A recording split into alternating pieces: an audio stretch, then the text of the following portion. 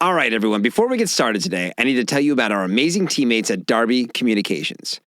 If you run an outdoor, an endurance, or an active lifestyle brand, there is no better PR or digital marketing belay partner or drinking buddy than Darby. They can help your business reach new heights, and they might just keep you from falling on your ass. Since we started working with Darby, more and more people have been reaching out to us here at the Rock Fight because of that messaging. Look, guys, if they can help us, they can help anybody. Hit them up at darbycommunications.com.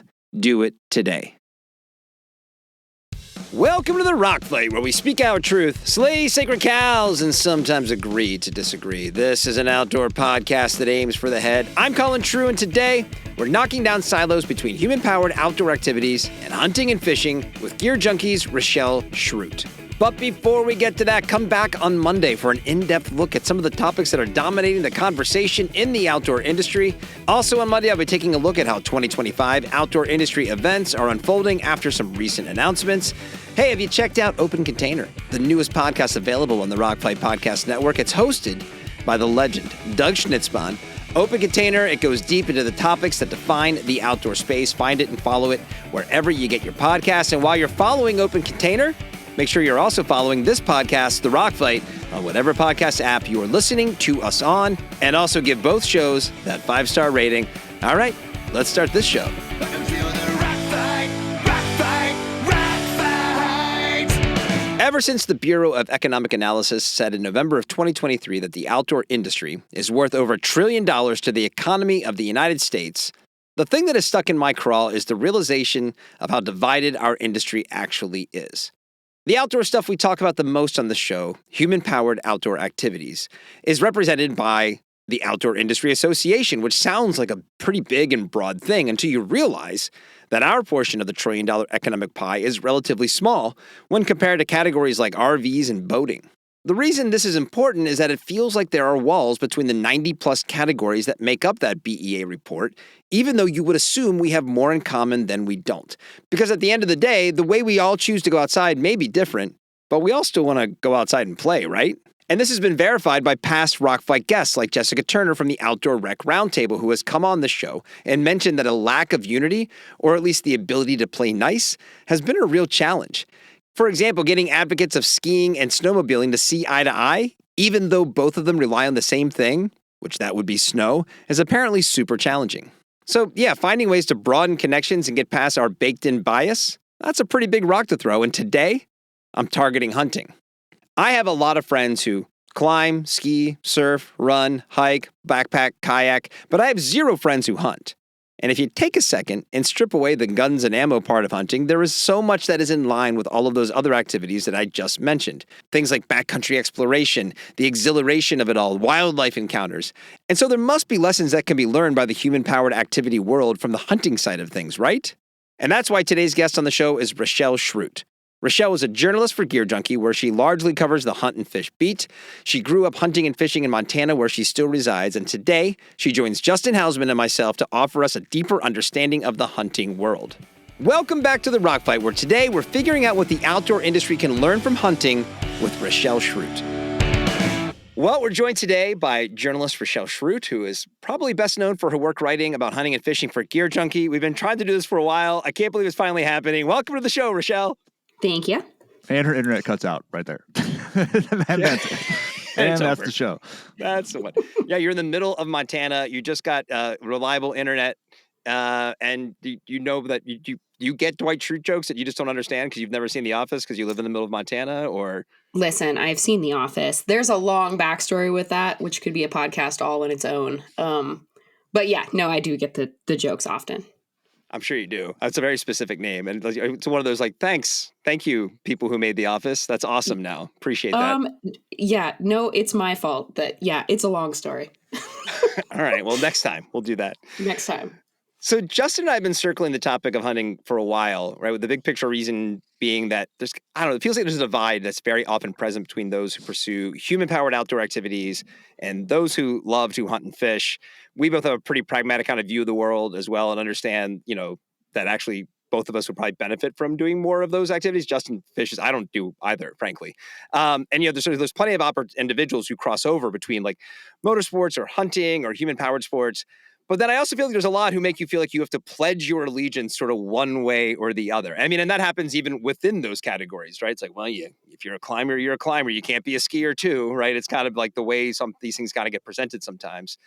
The reality is we all spend our time doing a lot of different things. But to start broadly, give us your kind of view of the outdoor world. I mean, do you look at yourself? I'm a hunter. I'm a multi-sport outdoor enthusiast. Like, how do you relate to kind of my premise there of, all these things and how they cross over with each other?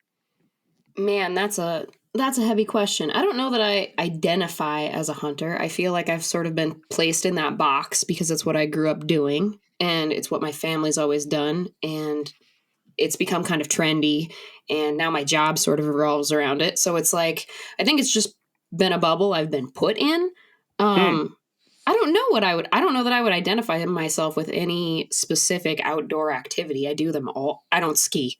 Just wait, let's back up. I don't ski. You fit right in on this podcast. Yeah, perfect. Finally. But I think I do all of the rest of it. So I don't know. I don't really identify as a hunter, or I'm a terrible fisherman. I love it. I'm a lucky hunter, but that's because we get hungry. But outside of that, I don't know what I would identify myself as. I don't know why I've never thought about this before.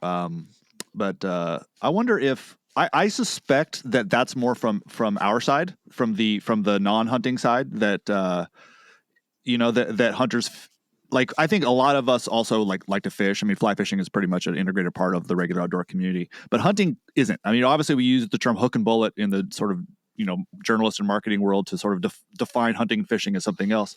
And so I'm wondering how much that comes from. That probably comes from more from our side. And I'm thinking about how, like, hunting is such to someone like me who's never done it, such an extreme activity. Like taking the life of an animal that I probably like is such a, like, it's just a hurdle I've never leapt over. And so it feels like, other than a fish, but it feels like something so separate from anything else that I would normally do, or anyone that in my circle does, that I think we caused that divide, Colin. I don't think it's the hunting side. I think it can come from both sides. I think, I had a conversation just the other day with, talking about when you look at extremes, right, where you're in the center and you start moving to those peripheral edges of like ultra hunter, and then your stereotypical, like, I'm going to throw California under the bus, but your California vegan backpacker, they're on very opposite spectrums, right? And I think both of them look at the other side as like the others, and they're not like us.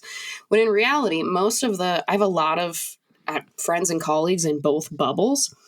And instead, my view has changed where it looks far less like this extreme sides, and it's way more circular, because it's like I have vegan environmentalist friends that are like pro water quality and very locavore. I want to eat local and have a low impact and whatever. And then I have these like hardcore hunters that are super locavore and get their own food and are big on water and environmental quality.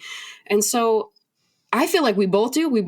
Both sides, I feel like, are like, they're different than us. And in reality, I don't know that it's all that different. It's just like two sides of the same coin.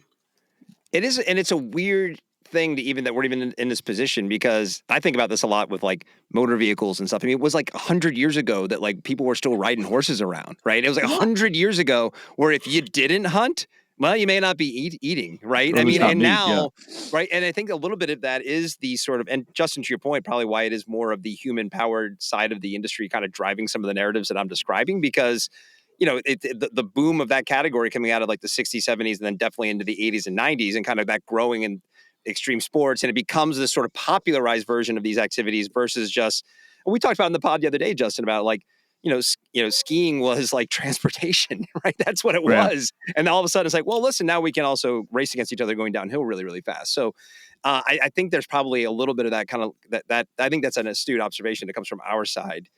I don't know though, like and also, Rachelle, you said you grew up in it. So it's kind of like you grew up hunting. And I imagine there's probably the people who hunt, who probably do the other human powered activities, probably grew up in it. I can't imagine there's a lot of folks like our middle-aged white guys or middle-aged anybody who are like, hey, let's go start hunting now. It's probably more of it's part of your lifestyle from an early age. Yeah, for sure. Yeah. I mean, I would, it's funny. I've had opportunities to go hunting. Never like with a great friend who's planned the whole thing out and let's go, you can join us. It's usually like, hey, if you want to go with me sometime, like, I can take you out and like we can kind of see how this goes. I feel like Well, I'm very prone to speaking for big swaths of people I've never met, but I feel like if you're in the outdoor space and you're not fascinated by hunting, like I don't know, like what's wrong with you. I mean, I just like the I agree. idea of especially hunting. Okay, now when I say hunting, I'm consuming almost entirely like meat eater content, right? Like Steve Ranella is like the reason I even have ever thought about hunting. I've interviewed him a few times. Great dude. I love his books.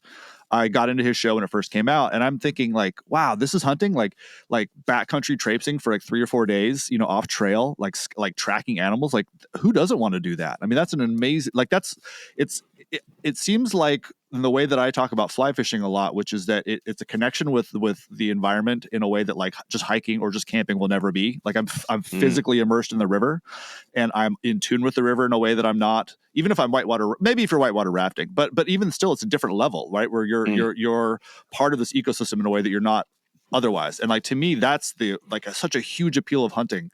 And if there weren't so many barriers for me to do it now in terms of where I live in a place I can hunt. I think within an hour or two, I could probably go hunting, I think. But, there's like a million steps for me. I'd have to get a gun license. I have to get a gun. I have to learn how to shoot a gun, all these sorts of things. And it's like, dude, I don't have time for that. I got 2 kids, but I love the idea of like, I guess I could just go track animals. I mean, I guess I could just do that, but I don't know. It seems like I bet everybody who plays in the outdoors, even if they don't like the idea of killing an animal or eating meat, likes the idea of like what hunting can be. For sure. I mean, I've taken several vegans hunting now, which has been I've heard this. Yeah. Yeah, it's been kind of this thing that I enjoy doing. They either go really well or they don't, and I'm prepared for both of those scenarios. But like, I don't know. Your experience with like meat eater content is a great example of this, like trekking into the woods and it's like 3 days, and that's such a niche bubble of hunting. I'm sure it is. Yeah, I'm sure it is. The vast majority, I think, of hunters are like parking their truck, walking 300 yards to their tree stand, waiting for a deer to walk. That's like, I would say that's the bulk and of that's hunting. The bulk of fishing too, and like I'm a backcountry fisherman. I like to hike way up and catch little trout in little free flowing streams. But like, I realize most people are dunking bait at the reservoir 10 feet from their cooler. So absolutely. Yeah. You can throw a dry fly all day long in a mountain stream, or you can throw a worm and catch fish all day long next to the parking lot. Yeah. Yeah. It's just, looking at like the perspective of outdoors people and hunting. I've tried to explain to people, like, there are days when I'm having a bad day and I've got writer's block or whatever. I have a tree stand that is in cell phone service. I will take my laptop. I will hotspot off my laptop or off my phone, sit in that tree stand, and there will be deer walking around underneath me and raccoons and like a beaver off the creek and whatever. And I will sit there and work. You don't get the experience in the outdoors, even like hiking. You just don't get that like one-on-one experience until you're completely enthralled with like, I know that this population of does is going to wander out of that creek bed at 6:23, and I'm going to have 15 minutes to fill my B tag. Like, I know that. I know they bed here. I know they eat here. I know, this is where they go to water. This is when it's just, you're so immersed. So, I mean, I shoot way more animals with my camera or my phone than I have ever attempted to do with a gun or a rifle. I love that experience of being like connected. So I feel like if you have the opportunity to go with someone, if you're hunt curious, don't go hunting. Go with someone hunting. Like, it's rad. Yeah, I used to go. Hopefully we'll do it again. But my wife and I used to go to a dude ranch outside of Big Sky every year, right off the Gallatin River there, and not far from the Yellowstone border, and do these amazing like horse trips, like up into the backcountry, and which it sounds kind of lame, but it's incredible. Like it's really, really fun. And I feel like I used to work there, so I think I know exactly what you're talking about. It was called Covered Wagon Ranch. There's other ones around there. There's bigger ones too. But God, it's such a special thing that we used to do every year. But the reason I bring it up is because they would shut that part down in like late August, and then they would convert to an elk hunting camp in September. And I forget what I can't remember what they're called. Anyway, but what was interesting is the last year we went, the owner of the place is like, I think I'm going to sell the hunting camp. He's like, I'm having more fun and more pleasurable experiences with photographers. Like, they come out and they're for whatever reason, they're probably, I don't remember how he explained it to me, but he said, like, usually I'll get like photographers that have really been doing this for a long time, and they're very good at being in the backcountry, and they're very good at just being quiet and just being present. And he said, like, I've had so many bad experiences with people that like bought some expensive rifle. They watched elk hunting on TV. They come out, they're terrified of bears. They're spraying each other with bear spray. They're taking bad shots at elk. And he's just like, it's just not like, I can't do it the way I want to anymore. So I'm just going to do photography instead. And I thought, wow, that's such an interesting thing. I would never have even have thought about that connection. Like, but it probably isn't that different, right? Like taking a photo versus shooting an animal is probably not a whole different thing. Yeah, very similar. And like I've been involved in a lot of conservation organizations where I have struggled a lot with our like R3, like this recruiting and all of this stuff where I'm just like, I don't think everyone should hunt. Because there's like a living creature on the other end of this. I want competent, informed, ethical hunters in the field, but I don't think everybody should hunt. So like running a hunting camp sounds like a nightmare. If you can like purchase a ticket and show up with a gun, hard pass. That sounds terrifying. But this goes back to my original premise of more in common than people realize potentially, right? Because these sound like kind of outdoor problems. I imagine if we had a mountain guide on here who's like, oh yeah, so and so showed up whose buddy climbs Rainier every year and told him this is the gear that you need to have, and if we tell him that's not what he needs, he'll be like, well, my friend who climbs a lot says that this is what I'm supposed to have, right? And then you kind of all of these problems, and then even just the getting into a new activity, right? I mean, it's so rare when you hear people, let's say like, oh, I picked this up when I was like 46, right? It's usually at that point, they kind of look at that part of their life as in the past. So it's a daunting thing almost to pick up any activity in later in life. So that is, it's all sort of under the same bubble, isn't it? For sure. Other than this involves, bullets and pokies and things dying. So there's like, it feels like the stakes are so much higher. What's a pokey? A knife? An arrowhead? What are we calling pokies here? Take your pick. All Lots right. of pokies. Anything that's sharp. That's amazing. Sharp things. You're listening to Rockfight Radio. Hey, ladies, germs, and groms, it's DJ CT, and you're listening to Rockfight Radio. Get ready for more of that whole foot comfort from Fitz, because we have the follow-up to their massive hit single, Bold Sock. Here it is. Let's drop the needle on So Many Fits. There's a Fitz for the snow, the road or the trail, like picking a salad from romaine, iceberg or kale, from small to double XL, every size in the line. Custom comfort dressing fits every time. Cushion so thin you barely know it's there, or max out the padding, warm beyond compare. Boots to no shows, invisibles too. Whatever you're after, there's a Fitz for you. So many fits to fit you just right. Whole foot comfort, day or night. From the heel to the toe, the solid to the fair, like a sock custom made for you to wear. Oh, so many fits, yeah, so many fits. Cruise for the office, over the cap for the cold. Boots, socks so tough they'll never fold. Light for the breezy, full for the strong. Every step you take fits strides along. No slip design, they stay where they belong.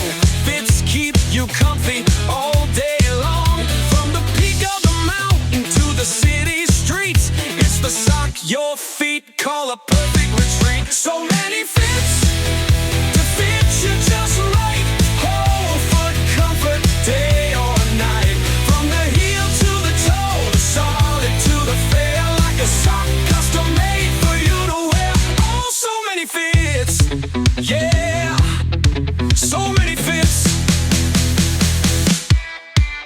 No matter your size, no matter your style, Fitz will take you mile by mile.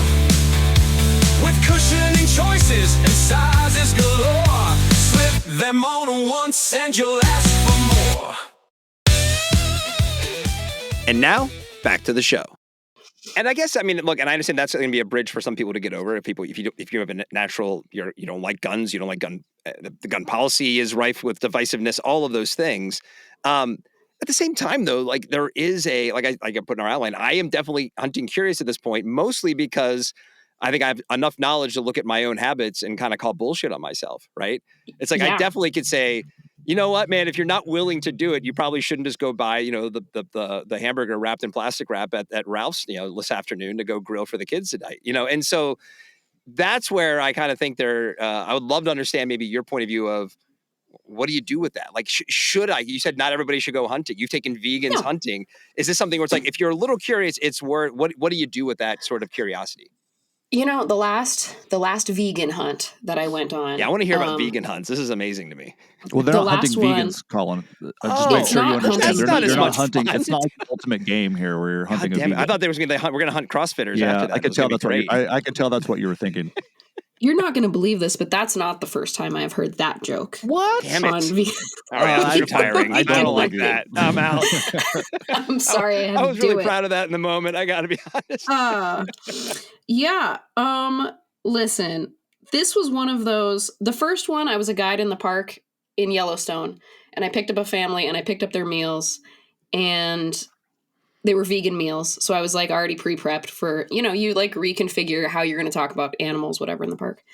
And they got in the SUV and they were like, "We Googled you." And I was like, "Oh no." Oh no, I'm stuck with you with no cell phone service in the park for the next couple days. Okay, this is fine. And this is how we're starting the adventure.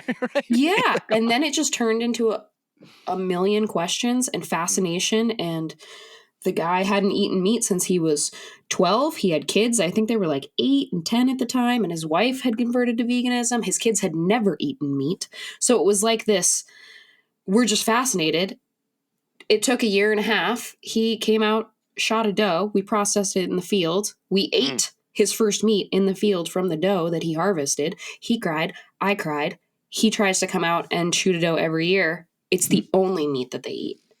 Interesting. And so that's like this very beautiful, he understood the value of it. And he was very much so like a political and environmental vegan. And he wanted his children to understand that we are not all so different, but if we're going to do this thing, we need to do it our own way. Rad. And then, like the last one, Mary, she had this very black and white view, which is kind of awesome. She is a lifelong vegan, and her opinion was, you are either vegan or you are a hunter, and everyone in between is the problem. Huh. And I was just like, whoa. That's kind of what I'm alluding to with like my own bad habits, right? Yeah. Wow, I've never actually looked at that. I've never had someone on such an extreme end come to me with that perspective of like, we are so different, but I think we're both on the right ends of like this big problem. Yeah. And so what do you do with that? That's a really tough question. I mean, I tell, and even my kids, I tell them, we should hunt because we can. And so now we are in our own way doing our small part. We are not part of the greater food complex or meat being trucked across, state lines and international lines and all of this stuff. We are making our impact to be as minimally invasive to an environment and a place that we love as we can. We're also harvesting really, really healthy local meats that we know how they were, they grew up in a natural environment. Natural. That's air quotes for people who can't see it. A natural environment. They lived an awesome life and then had one rough day. So then there's like this ethical thing of like, that seems better than a factory farm to me. So there's all of these things where it's like, we do it because we can. I'm fully aware that there are a lot of people who shouldn't because they either don't have the capability or they're not willing to put in the time for this to get the skills or the financial boundary. Like I can't imagine living somewhere where I have to get an out-of-state tag and buy a gun and travel and all of it's just overwhelming. Right. So that's one of those questions. I don't know. I don't know how you I don't know. I don't know that there is an answer other than those who can probably should. Right. And those, who can't. I think you just described it, right? I mean, you talk about somebody who the family you described, right? Like the kids have never eaten it. He's like, the curiosity obviously became too much at some point where they're like, let's at least investigate this and then see what this is all about. And obviously it worked out really well for them. Yeah, it's great. And that's one of those great things. And of course, he also had the financial means, right? He's going on a private guided trip into the park. He's able to travel to Montana he saves money hunt. on meat, not eating any meat all year. He's saving all that money. Yeah. And then there's this other kind of component of it where I've taken a lot of like moms hunt. I don't tend to do women's hunts just because it, I don't know. Would you organize a men's hunt? No, it would just be a hunt camp, right? So I don't typically do women's hunts, but I've taken a lot of moms hunting, particularly single moms, just because in my area, you can get on public assistance, or for like $9, you can get a doe tag. So it's like, I've thought about it's this such so an many times. empowering Yeah. of like, is there anything more maternal? Go out and feed your kids. Like, you are literally going out and feeding it. So like, there's those sorts of thing of like, you can, so you should, and I can help you. But then there's also the thing of like, maybe you shouldn't, and that's okay. And we have a we have a food system that feeds humanity quite well in this country. And I don't know. It's a Well, Colin, I feel like you'd be better served going to a slaughterhouse than going hunting. If your main concern probably. is that And then ground beef I'd be a under vegan plastic. afterwards. Honestly, right? I mean, I've never been. I know I would be in seconds. Although I don't think I'd ever give up pork, but I think I would be like within five. Hearing the sounds, I wouldn't even need to see what was happening. I'd be, that's it. I love. I used to work on a cattle ranch. I love cows, but I mean, don't on wanna that see how topic, happens. I think that's where there was the Food Inc. documentary, which was sort of like a lot of that kind of stuff, right? Where you watch it and you're like, oh God, I'm never gonna like touch meat again. But then there was another one called Fresh, and Fresh was basically kind of the same teachings of like organic farming, and it was meat, fruit, vegetables, and everything, but basically showing how small organic farms in the correct amount can serve even large populous areas, like a handful of organic farms in like LA could serve LA, even though that's such a huge city. And so, but the point is like you watch that and you left feeling inspired. I don't know how I would react to visiting a slaughterhouse. I don't think I Probably wouldn't not be inspiration. Well, No. maybe to never eat meat again, I suppose. But yeah, never and to it's do always that anything thing. again. You leave a film feeling inspired, but then there's a Taco Bell drive-through on the way home. I thought of it. I should have thought this out. I should have had like a McDonald's like quarter pounder with cheese. Like, yeah, but what do you guys think? Like, I'll just.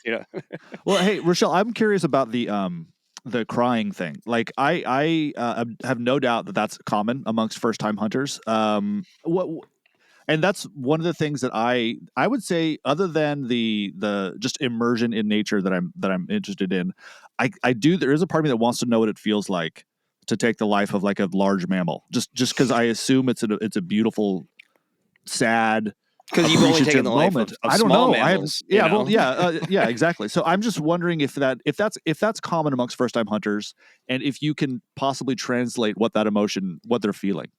I don't know if I would say it's common. I think a lot of the first time hunters that I've taken, there's such an adrenaline rush, and you get the shakes, and when something's on the ground, and then all of a sudden there's this like sense of accomplishment that I think people feel like, oh my gosh, I actually did it. Like, I did it. Holy cow, I did it. And so there's this shock thing. I feel like most of the people that I know that cry during hunts are typically people who have hunted for like me. There are, I think that like endorphin dump and just like your heart is racing, and I don't know. I don't see a lot of first time hunters crying. Huh. I get emotionally attached to animals. I get emotionally attached to them, especially like elk hunting. Yeah, I cry. Of course I cry. I've like watched these animals through the year or through several years. Mm-hmm. I see them in the morning, and I see where they bed and where they feed, and I take a million photos, and I know that this bull has a habit of rounding up cows and not letting them go far. Like there's all of these things, and you watch them and they're beautiful. And then I choose the last sunrise. I have now taken that animal off the landscape. It's heavy. And if it's not heavy to like a lifelong hunter, not every hunt is heavy. Some of them are like, yeah, meat in the freezer. Yeah. Some of them are heavy. And when they stop getting heavy for me is when I'm going to reconsider why I'm hunting and why I do it, and my connection with these animals, that it's so hard to explain loving something and then taking its life. It's such a weird emotional place to be. Yeah, I honestly can't imagine it. So, and tell me if I'm being like if I'm connecting dots I shouldn't be connecting, right? Because I heard something recently about how humans have sort of lost the ability to understand death, and just sort of like there used to be a time when death was just accepted, and now we've created a culture where we are prolong it at all costs, right? No matter what. And there's health professionals now who will, talk to loved ones and say, this is what your person who is dying is going through, and kind of trying to explain it. And because most people tend to put up sort of like, a wall and be like, I don't want to know this. I mean, is it kind of crazy to say that through the act of hunting, through what you just described, like you are probably better prepared for those interactions in real life, not just with animals, but with human beings as well. 100%. Yeah. It's one of those, especially in today's day and age, we don't deal with death. Like a family member dies and they disappear. And then if you see them again, they're made up in plastic and dolled up and in a box. There's no actual interaction with death. And even like this year, my daughter is 19 and she's like, I don't think I've ever field dressed an animal. Like she's been on plenty of hunts. Mm-hmm. I do the work, whatever, we get out. And I was like, you're right. You've never done that. And so we went, sat, I knew the does would come out. I arrowed the doe, it dropped right in front of her, and then it was on her. She needed to field dress it. And there is something about seeing something alive, and then the life is gone from that thing. I don't think a lot of people they just don't see death. Even our family members, we tend not to see, there's like this progress of death where, it's warm, it's still, it is still capable of being alive. It just isn't anymore. And then slowly there's a line where it goes from animal to meat, which I've tried to explain that to people where like, once you're skinning it, all of a sudden you're like, oh, this is just meat. Like you look at it and it's meat. Right. And taking my daughter through that process of like field dressing an animal. And it's hard if you've never done it. Like, it's messy and it's ugly. And it's it's this thing that people just don't deal with. And so I think it's one of those skills that definitely translates into, it's just a part. It's just a part of the thing, and being so intimately connected with it. Yeah. If I have, the trauma of losing family members and things, I feel like I'm like, that's just part of a thing that I deal with every year. Like it sounds so ridiculous, but like taking lives and being part of that death process, I think would do a lot of people good. And even not taking them, but being at least part of it. It's interesting to hear you describe all this, because all I can think about is how like we so clearly identify more with mammals than anything else, just because it's like everything you just described about field dressing an animal is not that different than like gutting and cleaning a fish. Yep. Other than I have it's more like my attachment to that fish is on like a species level or something, like that, obviously I don't know that individual fish. I haven't been watching that fish, but I know where trout come at certain times of the year. I know what they're going to eat. I know what they're eating. Like, you're doing all that sort of stuff. And I don't eat a lot of the fish I catch. It's pretty rare, but I will sometimes. And you have that same moment where you're like, okay, it's alive, it's shiny, its eyes look a certain way, and then once the eyes kind of go blank, that's it. It's dead. And now I'm cutting. Now it's just a fish fillet. But it's not quite as heavy as you're describing, because I'll just never have that connection with a fish. It's maybe a huge fish, maybe a whale, I guess you might. But there is, I think there's something that like mammalian, mammal. Like we're aware, like we're just more closely connected, I guess. I don't know. A whale is absolutely a whale. Yeah. That's what I mean. Yeah. That's like, maybe that would be, that would be it. But like, it's interesting. Yeah. Yeah. And the odd thing is I explained, and I don't know why, and maybe it's a part of that, but like the larger the animal, the harder it is for me emotionally, as far as physically, but like taking a big animal off the landscape. Yeah. It's just heavy. There's just something about it that is just emotionally burdensome. And then by the time, I've gotten it broken down and like into bags and whatever, then it's just like, this is so pure. This massive animal on the landscape is now coming home with me, and it is going to fuel my family in a massive quantity. Like there's something so awesome about that. But initially, it's hard. It's like excitement, super sadness.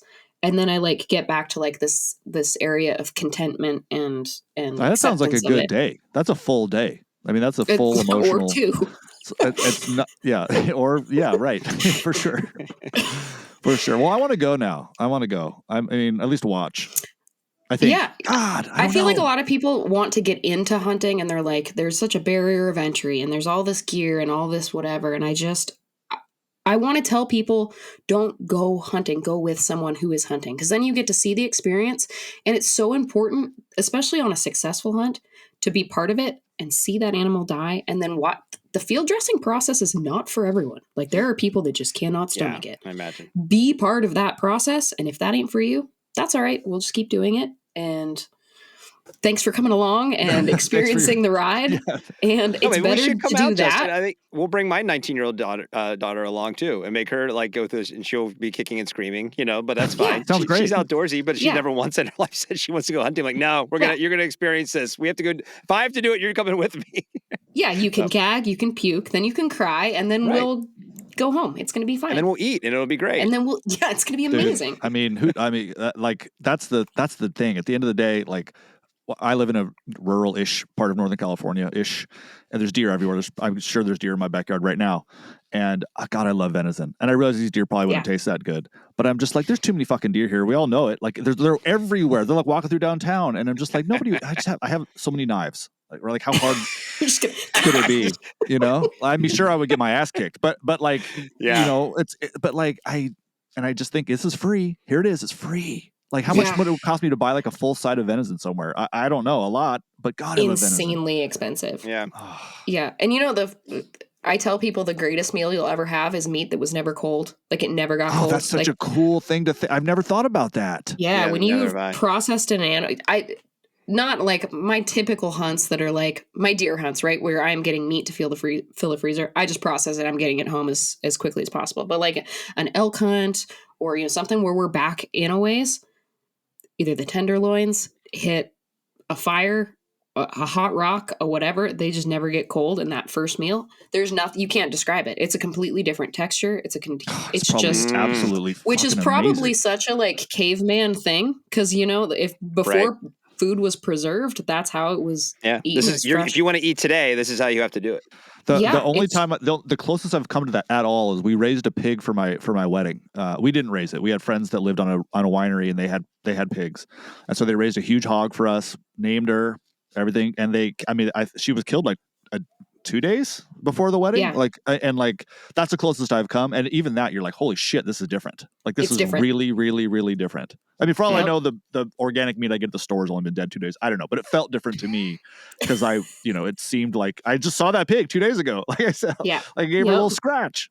I guess when it comes back to and I do feel like there is just a natural divide for a lot of things we're talking about from the folks who just want to pursue like outdoorsy activities, like human powered kind of stuff. If there is one advantage that the hunt and fish world kind of holds over that sort of human powered world, and is through the conservation point of view, right? The sale of gear, licenses, and whatnot, money goes in, it's taxed and given in different ways to kind of preserve the natural world, all of those things. And when you look at the outdoor industry, the vast majority, when we refer to the outdoor industry, is the human powered one, because we have all the apparel brands, right? We have all the big $1 billion brands, and who talk endlessly about sustainability and conservation and whatnot. But, I think if you wanted to propose, hey, how about all of you, you could do 1% for the planet, but like of all of you, all of the proceeds went to X cause, there'd probably be a lot of pushback on that. So I guess, is that a lesson you'd like to see big outdoor brands take from the hunt community? Is there anything else that you feel like the side of the outdoor world could learn from the hunt and fish community? Man, that's a dream, not like a not a lesson. It's like it's a pipe dream. Yeah. I look at it, a great example, looking at like some of the anti-hunting legislation that's come up, and organizations that have pushed that, where they're like, these animals are a public resource. They belong to all of us. And there's that cynical part of me that was like, I think the Pittman-Robertson Act, where we pay 11% on guns, ammo, whatever. I think it raises like more than $1 billion a year that pays for those animals. Like, I agree. They are a public resource. Everyone should get to enjoy them. However, how about an 11% backpacker tax? Thank you. That's what I'm saying. Sorry. Can you imagine the amount of money that would come from 11% on tents and boots and sleeping bags and backpacks? And I understand that nobody wants to really pay, and especially in this economy, 11%. But the amount of good, and then at that point, those voices, wildlife management, whatever, and education and the reality of managing animals aside, those voices carry more weight when it's like, it's a public resource. Sure. Yep. Once the public starts paying for those animals to be out there and paying for the organizations that keep them out there. And there's a hard divide, which I think There's like 14 million hunters in the United States, which sounds like a lot. It's not. It's like That's probably 4% way less than there were like 40 years ago, I'm sure. Easily. Yeah, right. I mean, it's a very small percentage, and that very small percentage carries the bulk of the financial responsibility for wildlife in general in this country. And then I look at, okay, so the odds of that passing are slim to none, whatever. There's going to be pushback. But then as far as brands go, those big brands can do so much more. There's a lot of talk, right? Everybody's like, plant a tree for That's every like 50% of what we talk about in this podcast is like it's the just bullshit big that comes talk. along with these brands. Yeah. And when I think of like hunt brands, a lot of hunt brands are also a lot of big talk, right? Like a portion of the proceeds, yeah, a portion, but you'll never find out what portion and where it goes and how it's used. Same with like there's a lot of conservation organizations where I'm like, what are you doing with this money? Like, other than throwing big parties to raise money to throw the next big party, I'm really confused on what's happening. And then you have like a great example, Kuyu, right? Hunt brand, very specifically hunt brand. They fully fund a conservation program that literally, and I've been Conservation Direct. We just went helicopter captured sheep from one area and moved them to another area so they weren't overpopulated and starving here and they could boom here. I mean, it was just paid entirely by the brand and its customers. That's direct, on the ground, observable, recordable conservation efforts. And there are not enough brands. Spend less money talking and marketing and maybe put a couple of boots on the ground and do real work in the real space or lobby. Brands can get involved in politics and be like, hey, this is not okay and this is wrong and this is great and we should support this. There's just too much timid, scared BS big talk that I would love to see some of the big brands. It is interesting how like Patagonia is known for this sort of like whether you whether you like them or not, or whether you think they're in the right place or not. I mean, like Patagonia is like, at least I work for Patagonia on the side, so I'm a little biased, but I mean, like they spend a shitload of money on different conservation programs and reforesting programs and all these sorts of things. And it's like, why are they the only brand that does that? I mean, it's like every other brand in theory is like everybody. The only reason people even give a shit about Patagonia is they associate them with environmental causes. Like, why shouldn't that be the case with Mountain Hardwear? I've always thought that was weird. Well, I just think it's bad business sense, if nothing else, right? Because I'm sure there is a fair amount. All these brands really they market towards like one core aspect of their customer base, which is what probably the brand was founded upon, and I get that. But I can't imagine you go into any sort of, again, outdoorsy arena, whether it's hunt, fish, motorsports, whatever, you're going to see a lot of the same brands. Yes, there are brands like QU who are like, we cater towards hunters, and that exists in all the categories. But I'm sure if we show up at an overlanding event, we'd see plenty of like North Face and Marmot and Patagonia jackets as well. No, of course. So it's a broader, I mean, I just think this is just a missed opportunity when sustainability and conservation will never go away as core causes for the people like ourselves who just want to go outside and enjoy these things in different ways. So why not sort of figure that out? I mean, and even you go back to the 11% you mentioned that it hits, guns and ammo and things like that as a tax. You wouldn't even have to do 11% and it would be meaningful, right? No. Start at 3, I've all of a seen that sudden we're proposed. talking $1 billion brands here. Yeah, I've seen that half proposed. a percent would be right. massive. 0.5%. Great place to start.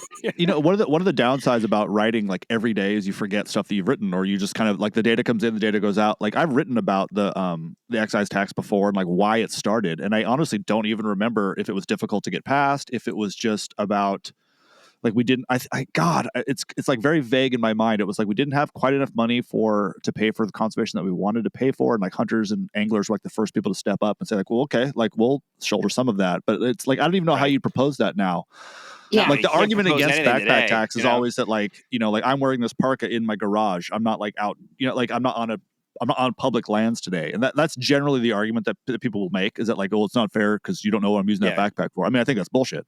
But it is interesting to think about how at some point that was palatable politically to be like, especially. I mean, what's crazy too is that like in my head, hunters and anglers probably predominantly are more at least in some ways on the conservative spectrum of the political spectrum, right? Like, and are less likely to want to support federal anything really, but like excise taxes on stuff? Sure. I mean, I don't know. Maybe there's a big pushback against it in the hunting community. I doubt it. But well, this is you know, what it's interesting. Jess from the ORRs always talks about. Like it is basically it's a nonpartisan issue. A lot of the biggest supporters of like the Explore Act and things like that were the more right wing parts of Congress. You know, so it's I still don't understand how we haven't figured out how to make a bridge here. I mean, like I think about this all the time when I'm in the Eastern Sierra. An engineer for that, every summer. You know? Well, yeah, a sociological one. I mean, I'm in the Eastern Sierra. I'm in these like every summer. I'm in around the 4th of July. I end up being in Bridgeport, California. There's a giant rodeo, and it's nothing but like MAGA shirts and like all that sort of stuff the last few years. And I'm just like, what's crazy is if we sat down and had a beer together in this bar, if we talked about anything but politics, we would have nothing but things in common. I'm in my 4-wheel drive truck. I got big tires on. I'm listening to country music. Like I'm drinking Coors. Like I'm fishing. Like it's just like these things mean way more to me than politics ever would. You know, and it's like, absolutely. And I know these dudes are the same way. Like I can talk to you about your engine and like your lift kit. Like I know all of that too. You know, and it's like yeah. Did I vote for Biden? Yes, but like who gives a shit? And it's just wild to me that we cannot like. That we just can't. I don't. Oh God, it drives me nuts. Now politics has just become sports. That's just what it is. It's like I have a Yankees jersey on, and you have a Red Sox jersey on, and we can't. Like we're not allowed to like each other anymore, right? You know, my involvement in politics now is like I read the news and then I open my front door and I scream into the void and then I shut my door and I sit back down. That's a solid strategy. That's it's the best cortisol dump you can. It does nothing, but it does. You too can do that if you move to the middle of Montana and do podcasts using Starlink. You can do it from wherever. Yeah, no one's got it. It's not illegal to scream yet. It will be soon, but now you're allowed. You don't know my neighbor across the street. The police would be here in minutes. I think you're like. I feel like if you explained your reasoning, they'd be like, that's a good point. You know what? There's a guy that lives yeah. across the street from me, this huge guy, and he has Tourette's. And so every once in a while you'll hear like, motherfucking like it's super, and like maybe he doesn't have Tourette's. He's just reading the newspaper. He's using the Rachelle strategy for politics. He heard about it on the Rock Fight. I'm going to join him. Yeah. No, I was just going to say, you know, back to like how do you propose the backpacking tax politically? The argument that I get from people where I'm like, we pay for it all. Would you like to? But we're non-consumptive. It's non-consumptive. You hike. I'm not taking anything from that. I think I can prove some consumption how that backpack was made. I don't. You know? That seems like a silly argument, but it's the argument that seems to stick. Non-consumptive. Right. So because you take an animal off the land, you should have to pay extra for that. That's the argument that I get. I think there. You know, one of the ridiculous. One of the things that I do wonder about is like, okay, especially in the current political climate, if there is some sort of like massive pullback on federal funding for a lot of things that we enjoy doing, like maybe at that point the backpack tax makes sense. It's like, okay, the federal government's not paying for this anymore. It's sort of like, I don't know, public radio or something like that, where it's like, you know, there's dwindling amounts of funds coming from the federal government. So if you like this station, you need to pay for it. And so maybe it'll just be something like that, where like, I mean, obviously, like the Explore Act, I just wrote an article about part of it this morning, and it's like, it's hard to know if any of that's going to get gutted or not. We don't know. Shouldn't, but who knows now. But it's like, okay, so now we need to step up. Like now it's time to step up to protect the organizations that are fighting for what you fight for. And if it means an extra $1 every time you buy a backpack, every 5 years that you buy one, pay that $1. And the brands, it should be if any of us in charge of those brands, like, yep, okay, we're on board with that. Yeah. But, yeah. Well, listen, I think we can wrap it up there, guys. Rachelle, thank you so much for coming on. Sorry it took so long, and we really are excited to have you on again in the future, because this is obviously a topic that we're fascinated with and want to continue to pursue. So thank you so much for joining us. Yeah, this is a blast. Yeah, that was fun. All right, that's the show for today. Big thanks to our guest, Rachelle Schrute. You can find her work by heading to gearjunkie.com. The Rock Fight is a production of Rock Fight LLC. For Justin Hausman, I'm Colin Schrute. And back to take us out, it's a guy who hunts for badass guitar licks. It's Krista Makes, and he found one with the Rock Fight fight song. We'll see you next time, Rock Fighters.